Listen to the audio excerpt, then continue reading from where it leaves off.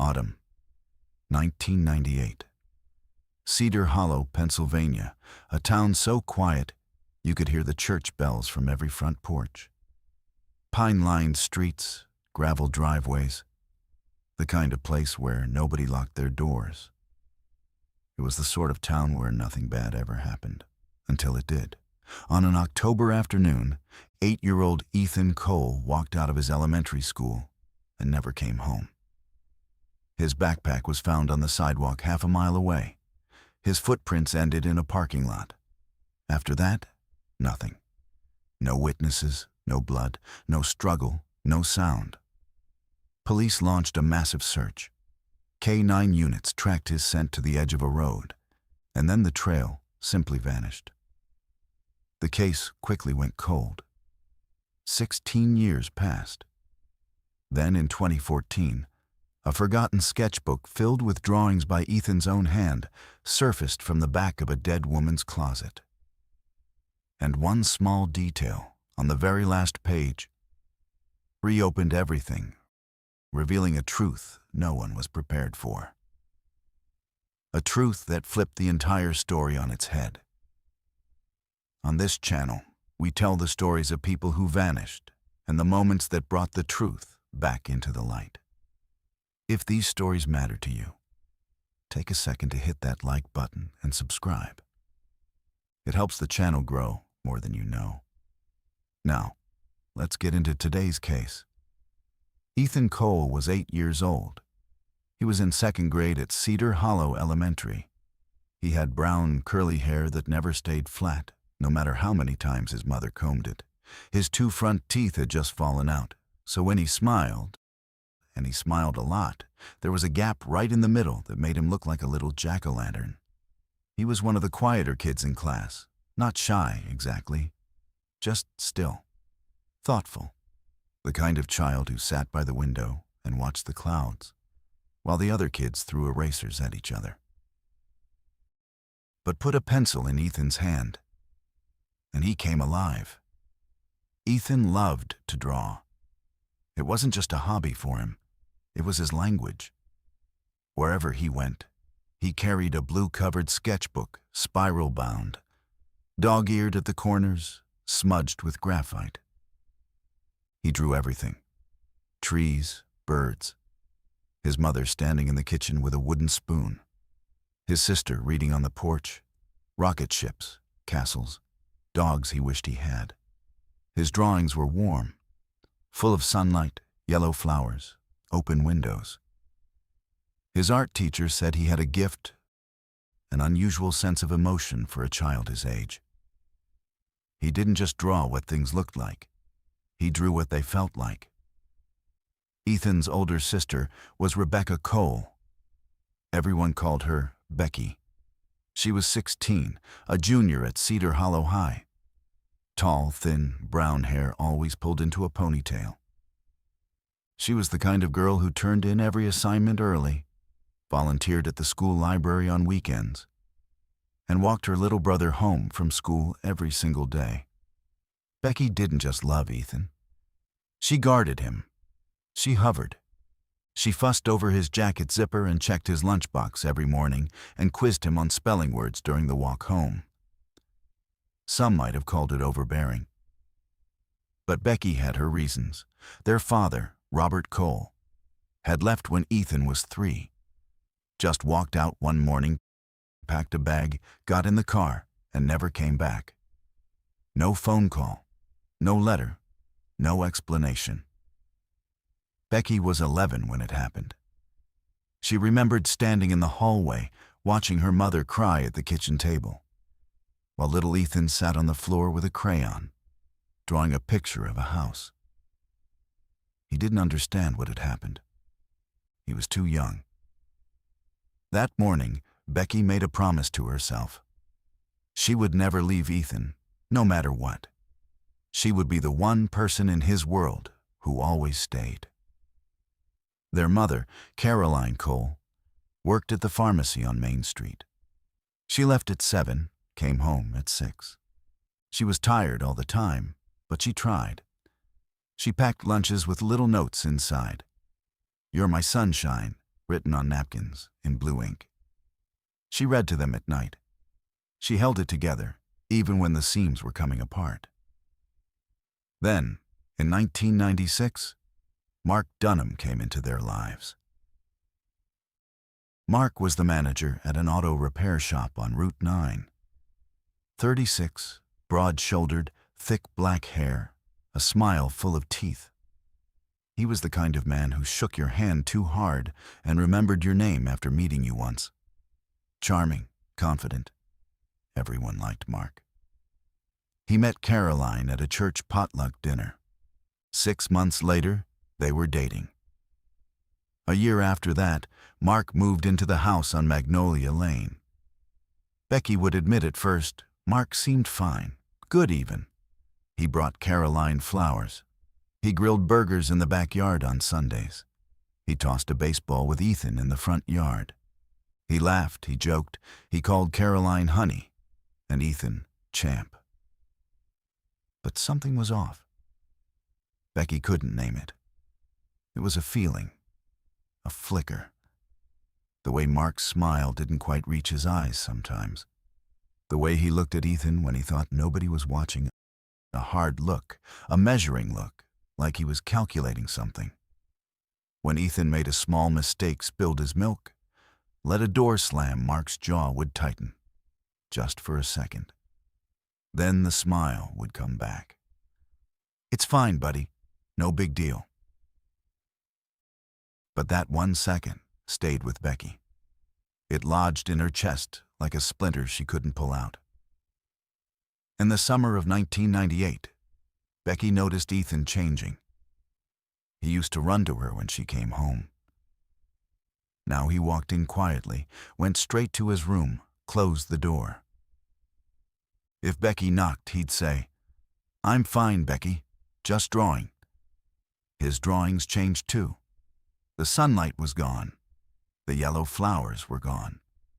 Now his sketchbook was full of dark pencil marks, heavy shading, thick lines, shadows that swallowed the page. One drawing showed a small boy standing in front of an enormous black shape, like a shadow that had come alive. Another showed a closed door with a lock drawn on it and a thin line of light creeping underneath. One evening, Becky sat on his bed and flipped through the sketchbook. "Ethan, who's this?" She pointed at the black shape. He was quiet for a moment. Then he said, "Nobody, just a picture." "What's the dark thing?" "A monster." "What kind of monster?" Ethan closed the sketchbook. "Nothing, Becky. It's nothing."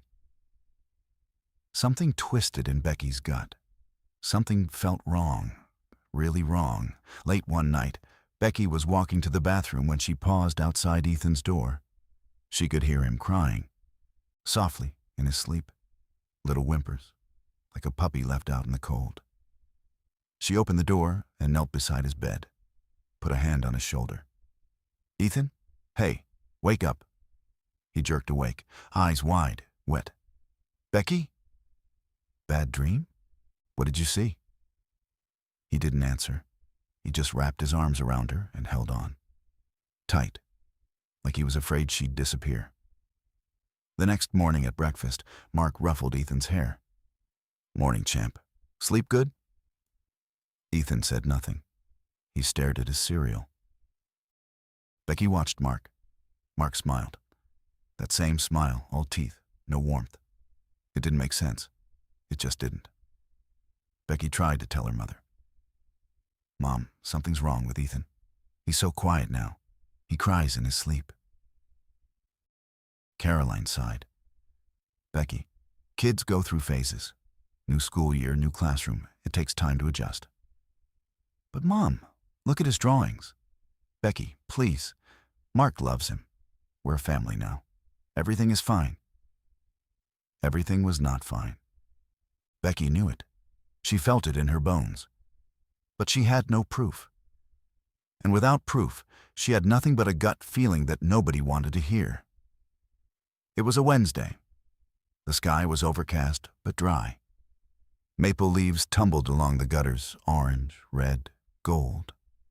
The air smelled like wood smoke and damp earth. Temperature was 52 degrees. Becky had her SAT practice test that afternoon. It ran until 4:30. Normally, she picked Ethan up from the elementary school gate at 3 o'clock every day. Today, she couldn't. That morning, she told her mother, "I can't get Ethan today. Who's picking him up?" Caroline said, "Mark will. I already told him." Becky hesitated. "Mom, I'd rather you—" "Becky, Mark will pick him up. That's it." Becky didn't argue. She should have. At 3:05 p.m., the school bell rang. Kids poured out of the front doors, shouting, swinging backpacks, kicking through the leaves. Ethan's teacher, Mrs. Patterson, later told investigators that Ethan had been normal at dismissal. He'd packed his sketchbook into his bag, zipped it up, and walked out through the front gate. Mark's truck was not in the pickup line. Two parents standing near the gate later said they saw Ethan wait for a minute, maybe two. He looked around. Then he started walking south on Magnolia Lane toward home, alone. That was the last time anyone saw Ethan Cole. At 4 o'clock, Mark came home. Caroline was still at work. Becky was still at school. The house was empty. At 5, Becky walked through the front door. Mark was on the couch, watching television, a can of beer on the coffee table. "Where's Ethan?" Becky asked. Mark turned his head. "Ethan? He's not home yet? You didn't pick him up?" Something shifted in Mark's face, a small flicker. "I got held up at the shop. Figured he'd walk. He's done it before." Becky's heart began to race. "Mark, he's 8. He's never walked home alone. You were supposed to pick him up." "Calm down, Becky. He's probably at a friend's." Becky didn't calm down. She turned around and ran out the door, down Magnolia Lane, toward the school. Halfway there, she saw it. Ethan's backpack. It was lying on the edge of the sidewalk, near a clump of bushes, upside down, zipper open. Inside a math workbook, a water bottle, half a peanut butter sandwich.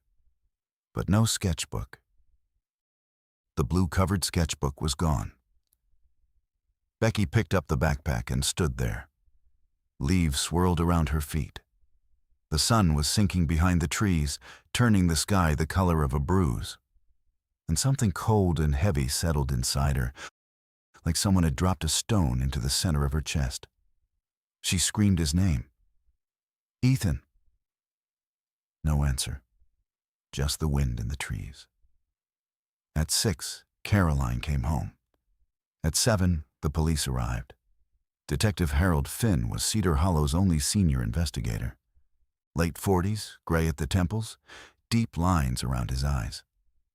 In 30 years on the job, he'd handled break-ins, bar fights, the occasional drug case. But a missing child? That had never happened here. Not in Cedar Hollow. The first night, they brought in K-9 units from the county sheriff's office. 2 German shepherds took Ethan's scent from one of his T-shirts and hit the trail.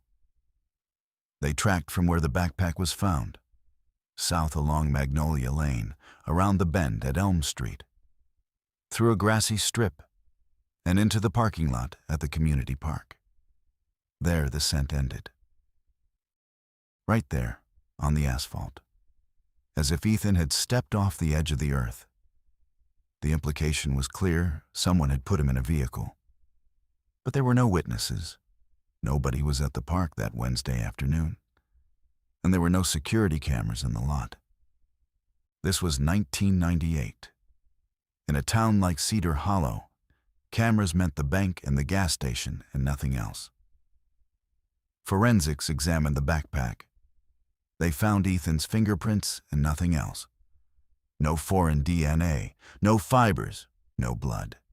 Detective Finn interviewed Mark Dunham. Mark said he'd been at the auto shop until 3:30. His co-workers confirmed it. Yes, Mark was there. He clocked out at 3:32 p.m. He drove straight home, arriving around 4. He assumed Ethan had walked or that Becky had picked him up after all. His alibi checked out. His story was clean. Becky told Finn everything: the dark drawings, the nighttime crying, the way Ethan flinched around Mark. Finn listened. He took notes. But without physical evidence, without a statement from Ethan, there was nothing actionable.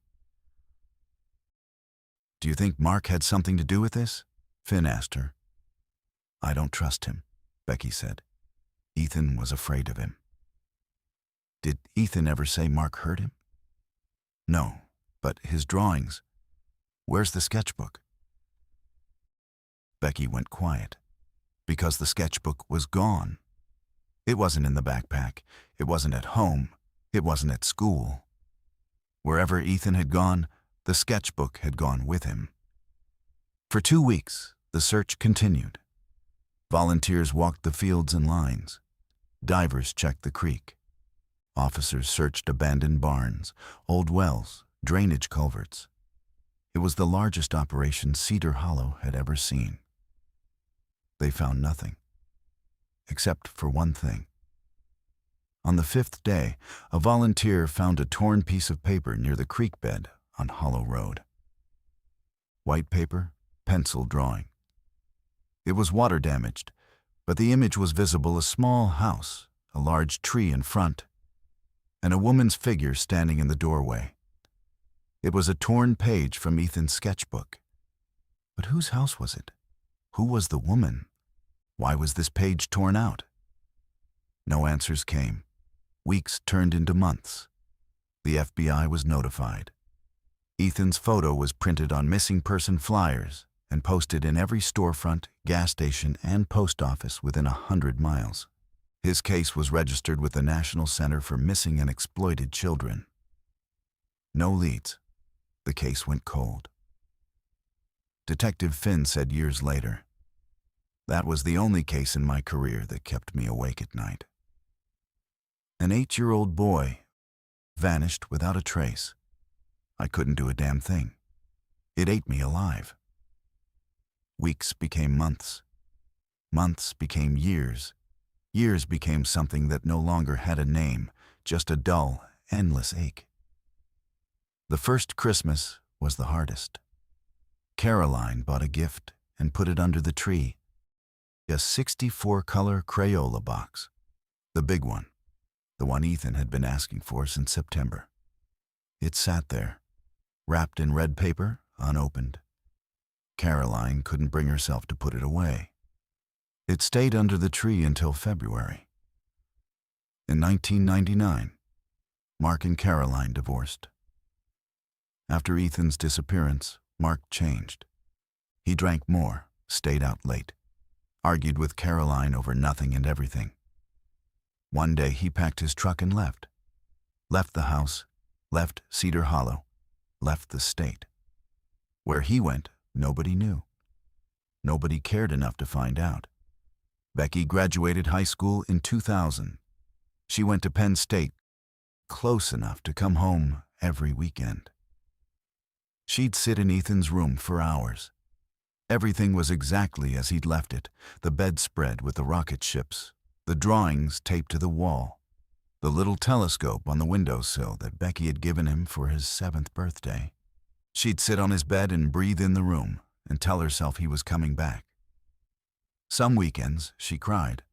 Some weekends, she just sat. Caroline was fading.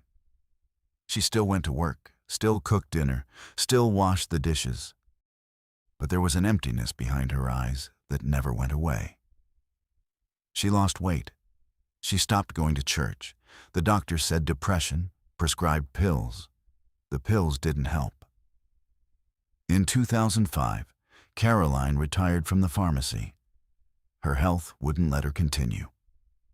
Becky was 24 by then, working as a reporter at a regional newspaper. She begged her mother to come live with her.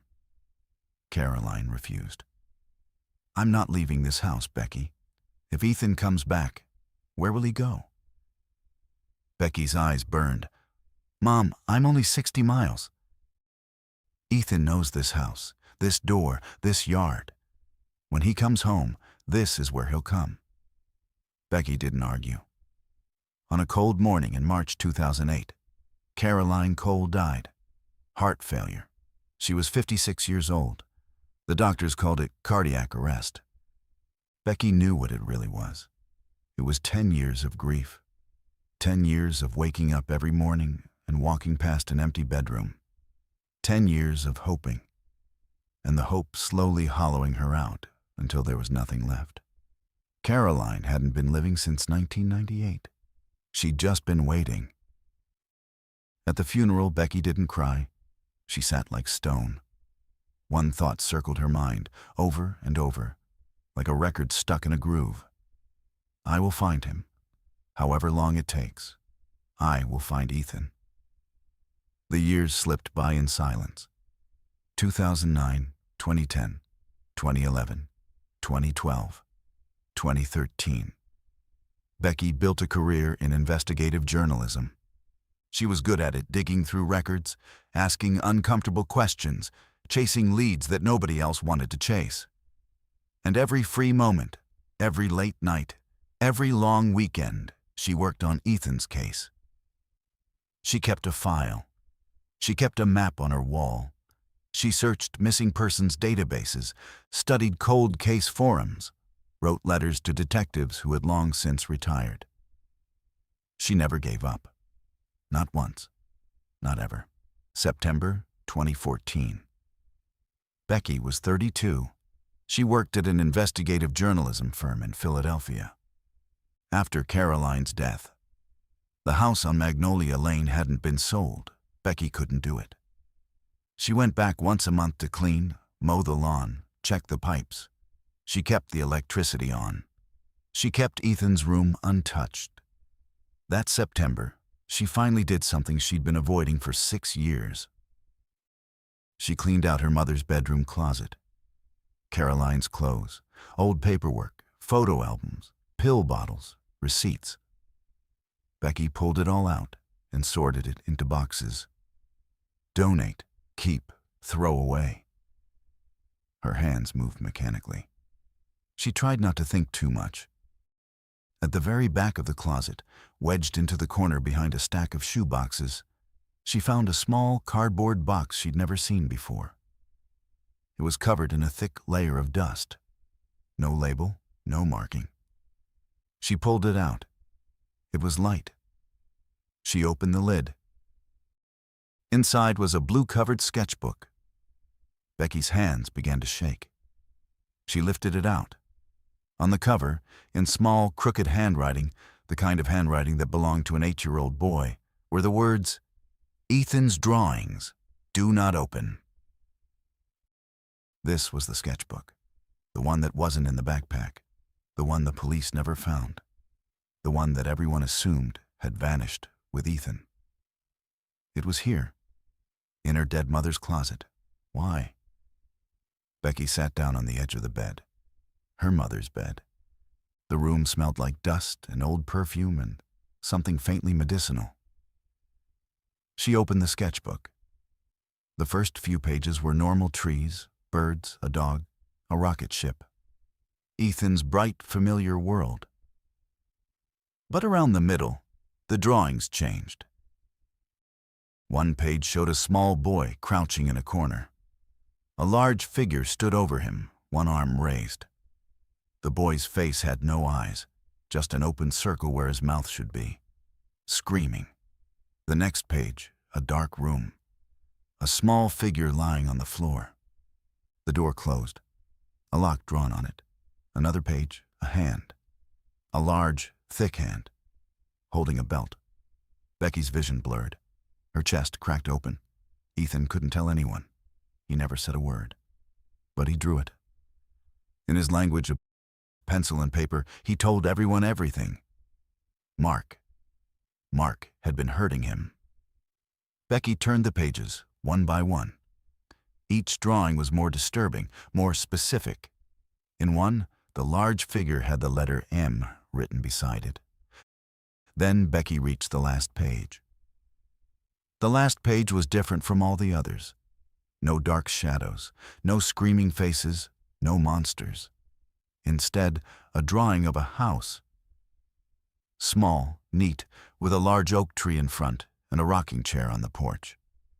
In the doorway stood a woman, hair pulled back, a gentle smile. Beside the woman, in careful block letters, Ethan had written, "Mrs. Gray says I'll be safe." Becky stared at the page. She breathed slowly, deliberately. Mrs. Gray. The name tugged at something in her memory, something distant, almost forgotten. Then it clicked. Eleanor Gray, the art teacher at Cedar Hollow Elementary. Ethan's favorite teacher. Her blood ran cold. The next morning, Becky drove to the Cedar Hollow police station. She showed them the sketchbook. Detective Finn had retired years ago. His replacement was a younger officer named Detective Marcus Rivera. Rivera examined the drawings. He looked at them for a long time. Then he said, "These are disturbing, I'll grant you that. But they're drawings by an 8-year-old. They don't prove anything in a legal sense." And the last page, Mrs. Gray. Eleanor Gray was interviewed during the original investigation. She said she didn't know anything. But Ethan wrote that she'd keep him safe. Becky's voice was shaking. "Doesn't that mean something to you?" "Miss Cole, it's been 16 years. Eleanor Gray is nearly 80. She doesn't even live in Cedar Hollow anymore. We can look into reopening the case, but on the basis of a child's drawing alone. This isn't just a drawing. This is a child's cry for help. He couldn't speak, so he drew. Every picture in this book is a statement." Rivera was quiet for a few seconds. "I'll see what I can do, but I can't make promises." Becky understood. The police wouldn't move fast enough. Maybe they wouldn't move at all. So she did what she'd been trained to do. She investigated. Becky was a journalist. She knew how to find people. She knew how to pull records, chase paper trails, ask the right questions. First, she searched for Eleanor Gray. School records showed that Eleanor had retired in 2002. After that, she'd left Cedar Hollow. No forwarding address on file. Becky dug into public records, voter registration, property tax filings, utility records. Pennsylvania came up empty. She tried Virginia, North Carolina, Ohio. It took 2 weeks. Finally, in Vermont, in a tiny town called Willow Creek, she found a property tax record under the name Eleanor R. Gray. Address, 17 Maple Ridge Road. Becky pulled up Google Maps, typed in the address, clicked on Street View. Her breath stopped. A small white house, a large oak tree in the front yard, a rocking chair on the porch, Ethan's drawing, the last page of his sketchbook. It was an exact match. Becky didn't sleep that night. The next morning, she got in her car and drove. Philadelphia to Willow Creek, 5 hours north. She told no one, not the police, not her friends, not anyone. She knew that if this was a dead end, it would break her. And if it wasn't a dead end, she didn't know what she'd find. For 5 hours, her mind raced. Is Ethan alive? Is he a 24-year-old man now? Does he remember me? Does he know Mom is gone? Or is this nothing? Is Mrs. Gray just an old woman? And Ethan's drawing just a child's wish, a fantasy of someone who would save him. She arrived in Willow Creek in the late afternoon. The town was even smaller than Cedar Hollow, a post office, a general store, forest on every side. The air smelled like pine and cold water. She parked at 17 Maple Ridge Road. The house was exactly as she'd seen it on the screen. White, small, oak tree, rocking chair. A mailbox by the road, painted letters reading, Gray. Becky got out of the car. Her legs were trembling. The wind carried the smell of pine needles and wet earth. She walked to the front door and knocked. Silence. A few seconds. Then the door opened. An elderly woman. White hair, thin-framed glasses, a blue cardigan over a faded dress. Her face was lined with age, but her eyes were sharp, alert, watchful. "Yes? Can I help you? Mrs. Gray? Eleanor Gray?" "That's me. My name is Rebecca Cole. I'm Ethan Cole's sister." Something flashed in the old woman's eyes. Fear? Grief? Recognition? Becky couldn't tell. Eleanor Gray opened her mouth to speak, but the words caught in her throat. Then, very slowly, she said, "You found me. I always knew you would." Becky's eyes filled. "Where is Ethan, Mrs. Gray? Is he alive?" Eleanor Gray opened the door wider. "Come inside, Rebecca. I'll tell you everything, from the beginning." Becky stepped inside. The house was small but clean. Old furniture, landscape paintings on the walls, a bookshelf filled with novels and framed photographs. Becky's eyes landed on one photograph. A young man, mid-20s, but with something boyish still in his face. Brown, curly hair, a little messy. A wide smile, but behind the eyes, a trace of something quieter, something melancholy. Becky's heart stopped. She pointed at the photograph. "Who is that?" Eleanor Gray lowered herself into a chair. Her hands were shaking. "You know, Rebecca. You already know." Becky did know. She recognized him. It was him, Ethan. He was alive. Becky's legs gave out. She sank onto the couch. Tears began to fall, 16 years' worth of tears, all at once, like a dam cracking open. "Where is he?" she whispered. "He lives in Portland now, Oregon. He works at an architecture firm." Eleanor's voice broke. "He still draws, Rebecca. He never stopped." Eleanor made tea, poured 2 cups, set them on the table between them. Then she sat down and began to talk. "I taught art at Cedar Hollow Elementary for 30 years. Thousands of children sat in my classroom. But Ethan was different. He drew like the pictures were speaking for him. I watched every line he made. I read every drawing like a letter. When school started again in the fall of 1998, I saw that Ethan had changed. He used to laugh in class, chat with the other kids. Now he sat alone, quiet, still. And his drawings, the colors were gone. Everything was gray and black. Heavy shadows, locked doors, large figures towering over small ones. I asked him what was wrong. He wouldn't say. But his drawing said it all. One day he drew a picture of a large hand gripping a small boy's arm. Red crayon marks dripping from the boy's face. I looked at that picture, and my whole body went cold. I went to the principal. The principal said, "We can't act without evidence.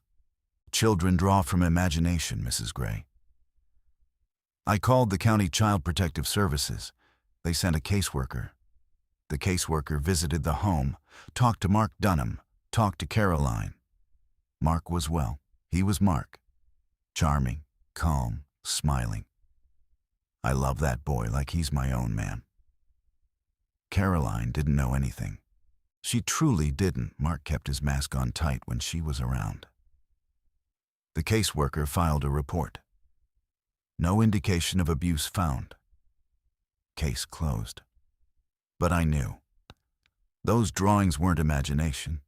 An 8-year-old doesn't draw those things from nothing. Eleanor paused, sipped her tea.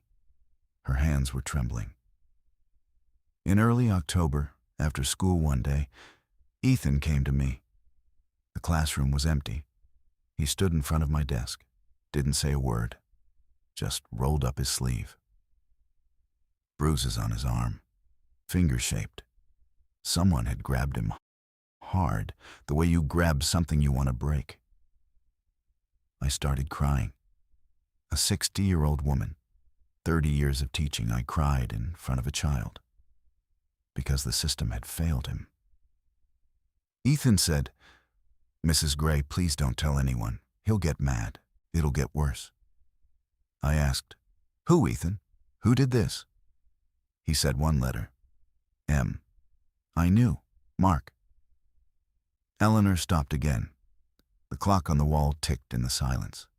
Outside, wind moved through the pine trees. I called CPS again. This time I had photographs, Polaroids of the bruises on his arm. CPS said they'd look into it. But I knew what would happen. Same caseworker, same report. No indication. And by then, Mark would know someone had reported him. And Ethan would pay the price. I couldn't sleep. Every night I lay awake thinking about that boy in that house with that man, and a system that was supposed to protect him doing nothing. So I made a decision. I know it was illegal. I know it was wrong. But at that moment, at 60 years old, after a lifetime of teaching children, I chose breaking the law over leaving a child to die in silence. October 14th. That day. I knew Becky couldn't pick him up. Ethan had told me the day before. I knew Mark would be late. He was always late. I parked my car in the lot behind the school. When the bell rang, Ethan came out. I called his name. I said, "Ethan, do you want to come with me? I'll take you somewhere nobody will ever hurt you again. Ever." He looked at me, and his eyes, Rebecca. His eyes, there was so much fear in them, so much exhaustion. An 8-year-old child should not have eyes that tired. He said, "Really?" I said, "Really?" He took my hand. His backpack was unzipped. I think the sketchbook must have slipped out at some point while we were walking, or he set the backpack down to rest and it came loose. He'd been carrying the sketchbook in his hand, separate from the bag. A page tore loose in the wind, somewhere along the road. I put him in my car. We drove out of Cedar Hollow. We didn't stop. My sister, Margaret, she lived here, in this house, in Vermont. She had no children of her own. I had called her the week before, told her everything. I brought Ethan to Margaret. His name was changed. Ethan Cole became Liam Gray. Margaret raised him as her own. She enrolled him in school, took him to doctors, loved him. And I went back to Cedar Hollow.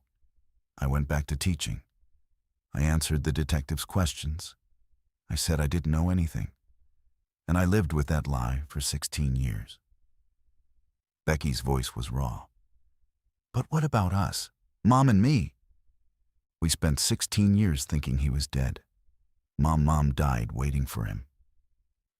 Eleanor's face crumbled. Tears ran down her cheeks, following the deep creases in her skin. "I know, Rebecca. That is my greatest sin. I could have told Caroline. But I was afraid. If Caroline knew, she might tell Mark not out of malice, but because she trusted him. She loved him. She couldn't see what he was. And if Mark found out, he'd go to the police. The police would return Ethan to that home, and then... She stopped, steadied herself. "Your mother was a good woman, but she couldn't see Mark for what he was. The system had already failed once. I couldn't risk it failing again with Ethan's life. And the sketchbook, I kept it as evidence. But when the police investigation started, I panicked. I was terrified they'd trace it back to me. One night, I went to your house. The door was unlocked. Doors were always unlocked in Cedar Hollow, and I hid the sketchbook at the back of Caroline's bedroom closet. I thought someone would find it. I thought the drawings would speak for themselves. They'd show what Mark had done. His mask would come off. But nobody found it. Not for 16 years. A long silence filled the room. Becky's heart was at war, rage white-hot, choking rage. And beneath it, something else. Relief. Ethan was alive. Her little brother, the boy she'd searched for across 16 years and 1,000 sleepless nights, he was alive. He was out there, drawing, breathing, living. Finally, she said, I want to see him. Eleanor nodded. He knows about you, Rebecca. He remembers you. He still calls you Becky. Becky broke. She put her face in her hands and sobbed deep, heaving sobs that shook her whole body.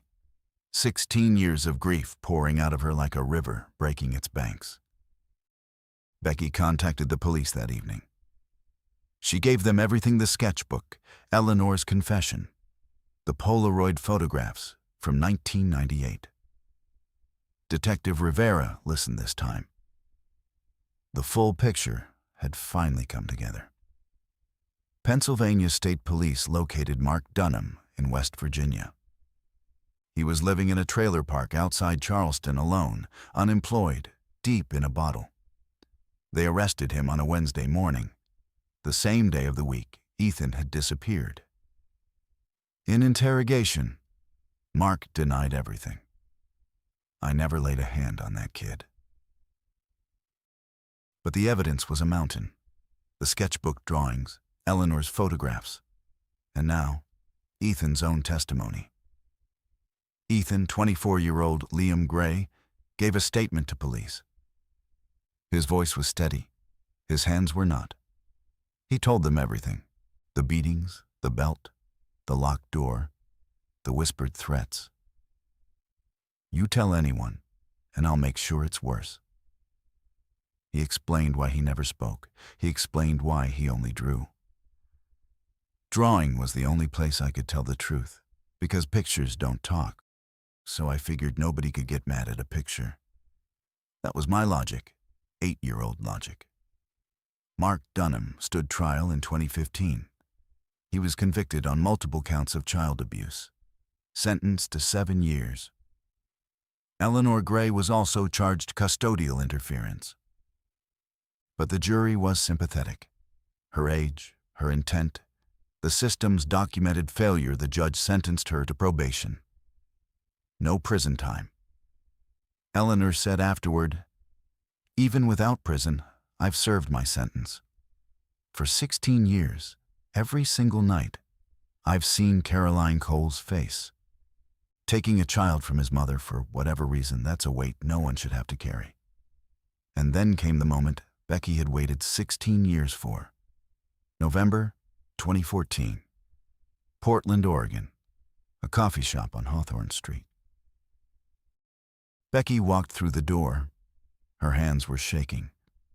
A young man sat by the window. Brown, curly hair, a little messy. A sketch pad open in front of him. His pencil moved across the paper in long, fluid strokes, drawing something Becky couldn't see from the door. She stood there. She couldn't move. The young man looked up. Their eyes met. Ethan's eyes. The same eyes. 8 years old in a 24-year-old face. But the same eyes, dark, warm, a little sad. He stood up. His lip trembled. "Becky?" She crossed the room in 3 steps and threw her arms around him. She held him the way she used to, tight, fierce, like if she let go, the world would take him again. Ethan was crying. Becky was crying. The people in the coffee shop went quiet. A woman at the counter pressed her hand to her mouth. The barista looked away, blinking hard. Becky said, "I looked for you, every single day." Ethan said, "I know, Becky, I know." They sat for hours. They talked until the coffee went cold and the sky turned dark. Ethan told her about his new life school in Vermont, college in Boston, architecture, his first job. He said he'd always known his real name was Ethan, that he had a sister, but he'd been afraid to come back, afraid Mark would still be there, afraid of what he'd find. Aunt Margaret used to say, "Your sister loves you. You'll see her one day. But not yet. Right now, you're safe." Becky asked, "Do you remember, Mom?" Ethan's eyes glistened. "Yeah. She used to stand in the kitchen and sing while she cooked. She made lemon bars every Sunday. I can still smell them." Becky's voice cracked. "She loved you, Ethan, every single day, until the very end." Ethan was quiet for a long moment. Then he whispered, "I know she's gone. Mrs. Gray told me. That day, the day I found out, I drew a picture of her, standing in the kitchen, light coming through the window." Becky took his hand. "Will you show me that picture someday?" "Of course, Becky. Of course." Outside, rain was falling, Portland's gentle, steady rain. Water streamed down the coffee shop window. Ethan and Becky sat side by side, shoulder to shoulder, the way they used to on the porch on Magnolia Lane. Some things time cannot break. The love between a brother and a sister is one of those things. Ethan Cole's story leaves behind a question that has no clean answer. Was Eleanor Gray right? Can taking a child from his mother ever be justified, even to save his life? The answer isn't simple. It may never be. But one thing is clear. The system that was supposed to protect Ethan failed him. A teacher saw the signs, reported them, followed every rule, and nothing happened. When the rules ran out, she reached beyond them. She broke the law, and she saved a boy's life. Mark Dunham told his last lie on that October afternoon. "I got held up at the shop." Behind that lie, he'd hidden years of cruelty. But an 8-year-old boy's sketchbook truth drawn in pencil on paper exposed that lie. 16 years late, but not too late. The people who vanish aren't always running away. Sometimes, someone is hiding them to keep them alive. Sometimes, disappearing is the only escape a child has. And truth doesn't stay buried forever. It surfaces. From the back of a forgotten closet. From a dusty box no one thought to open. From a torn page in a creek bed. From the drawings of an 8-year-old boy who couldn't speak, so he let his hands do the talking. Ethan Cole's pictures were his voice. When his words were silenced, his pencil kept speaking. And in the end, those drawings brought his family back together. In the end, love proved stronger than the darkness. This story is entirely fictional. All characters, names, locations, and events are invented. Any resemblance to real persons or real cases is purely coincidental.